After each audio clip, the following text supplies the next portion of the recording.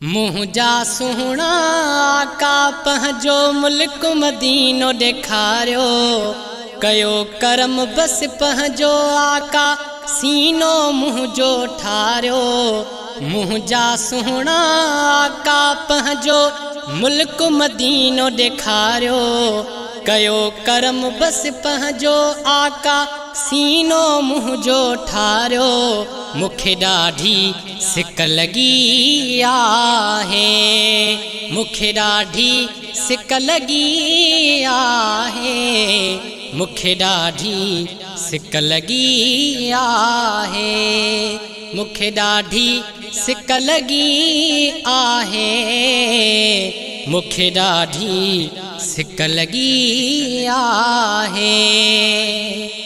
मिठड़ो मदीनो मुल्क अव्हांजो आहे जान खां प्यारो, पूरी दुनिया जा मुल्क सुठा पर सभ खां मदीनो न्यारो।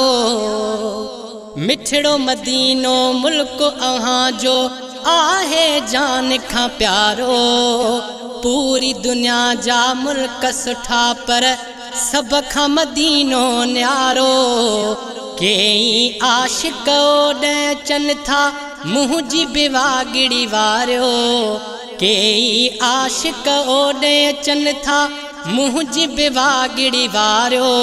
मूंखे ॾाढी सिक लॻी आहे, मूंखे ॾाढी सिक लॻी आहे, मूंखे ॾाढी सिक लॻी आहे। अल्लाह कंदो सो ॾींहुं बींदो मां बि मदीने ईद से, मुल्क मदीने जी पाक मिट्टी रखी अखिणनि ते मां चुमंदुसि। अल्लाह कंदो सो ॾींहुं बि ईंदो मां बि मदीने ईद से, मुल्क मदीने जी पाक मिट्टी रखी अखिणनि ते मां चुमंदुसि।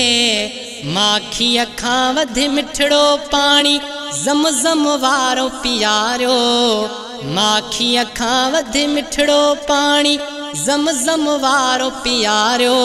मूंखे ॾाढी सिक लॻी आहे, मूंखे ॾाढी सिक लॻी आहे, मूंखे ॾाढी सिक लॻी आहे। मुंहिंजा सुहिणा आका पंहिंजो मुल्क मदीनो ॾेखारियो, कयो करम बस पंहिंजो आका सीनो मुंहिंजो ठारियो। मूंखे ॾाढी सिक लॻी आहे, मूंखे ॾाढी सिक लॻी आहे, मूंखे ॾाढी सिक लॻी आहे। साण समर न आहे कोई तो दरे आहियां स्वाली, मेहर नज़र कयो पंहिंजो करम कयो झोली आहे खाली।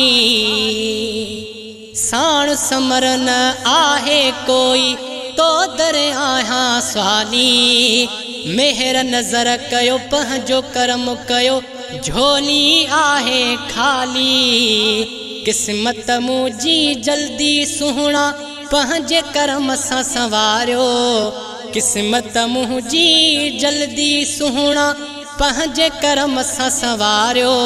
मूंखे ॾाढी सिक लॻी आहे, मूंखे ॾाढी सिक लॻी आहे, मूंखे ॾाढी सिक लॻी आहे। अह कर पियो तोखे सॾड़ा करे थो साईं मदीने वारा, अर्ज़ ॿुधी गोपांग जडेजा कयो भलायूं भलारा। अह कर पियो तोखे सॾड़ा करे थो साईं मदीने वारा, अर्ज़ ॿुधी गोपांग जडेजा कयो भलायूं भलारा।